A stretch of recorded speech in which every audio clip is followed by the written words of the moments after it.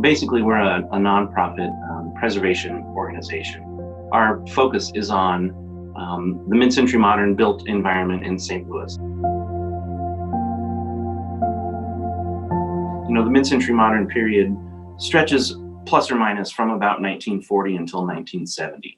So after the war, you see a big expansion in housing, and the land for that was available in the county. So there are pockets of, for example, we talk a lot about the Ridgewood neighborhood in Crestwood that was built starting in 1952. And there's 250 homes there that are all mid-century modern style, all built at the same time.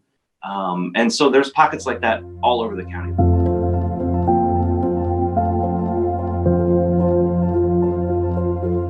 One that everyone knows but might not necessarily be the first that comes to mind is the Arch, designed by Eero Saarinen. Definitely a mid-century modern masterpiece in our mind. And then some of the other, really familiar St. Louis landmarks like Lambert Airport's main terminal, the Science Center.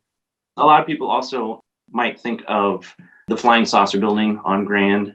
That one really kind of got a lot of attention when it was threatened with demolition. And I think it kind of, it made people kind of stop and realize that these kind of buildings are cool and they're important. And if they're not here, they'll be missed.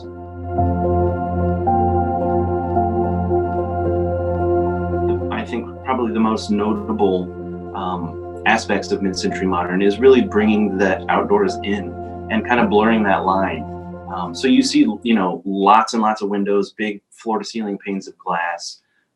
That was possible at the time because of developments in building technology. And the architects that were designing these homes really, pushed the envelope in how they could use those materials. I think people are surprised when they see, these great open floor plans in homes that are 50, 60, 70 years old. They don't really expect that. But they were really ahead of their time in that way, in sort of designing the home for how people wanted to live in them versus a house that people lived in that didn't relate to their lifestyle at all.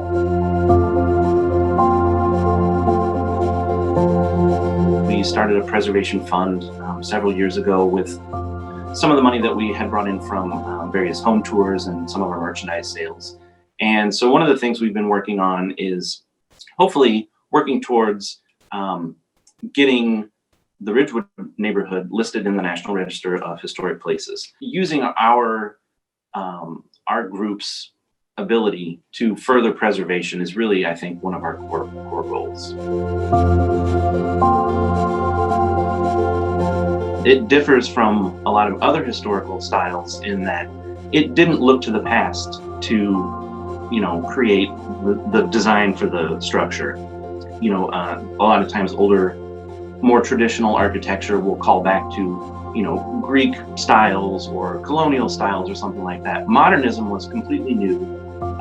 It was really thought of as being architecture of its time, but also architecture for the future. And, we're in the future now compared to when it was built. And a lot of those buildings still look as futuristic as they did when they were new.